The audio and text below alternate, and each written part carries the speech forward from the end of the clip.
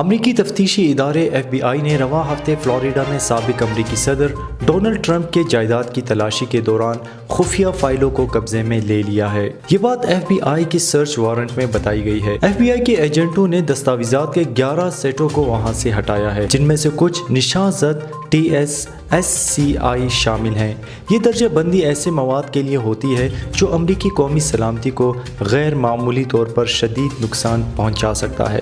بہرحال سابق صدر ڈونلڈ ٹرمپ نے کسی بھی غلط کام کی تردید کی ہے اور کہا ہے کہ ان چیزوں کو ڈی کلاسیفائڈ کر دیا گیا تھا، جس کا مطلب یہ ہوا کہ اب وہ خفیہ دستاویزات نہیں رہے تھے۔ یہ پہلا موقع تھا کہ جب کسی مجرمانہ تحقیقات کے سلسلے میں کسی سابق صدر کے گھر تلاشی لی گئی تھی۔ ان کے ساتھ سر فہرست خفیہ فائلوں کے 4 سیٹ بھی ہیں، جن میں خفیہ دستاویزات کے 3 سیٹ اور خفیہ مواد کے 3 سیٹ بھی شامل ہیں۔ وارنٹ سے ظاہر ہوتا ہے کہ FBI کے ایجنٹ جاسوسی ایکٹ کے ممکنہ خلاف ورزیوں کی چھان بین کر رہے تھے، جس کے تحت ممکنہ طور پر حساس قومی سلامتی کے معاملات کو رکھنا یا منتقل کرنا غیر قانونی ہے۔ خفیہ دستاویزات یا مواد کو اس کے مختص جگہ سے ہٹانا یا کہیں اور لے جانا قانون کے خلاف عمل ہے۔ ٹرمپ نے کرسی صدارت پر رہتے ہوئے اس جرم کی سزا میں اضافہ کیا تھا اور اب اس کی سزا 5 سال تک قید ہے۔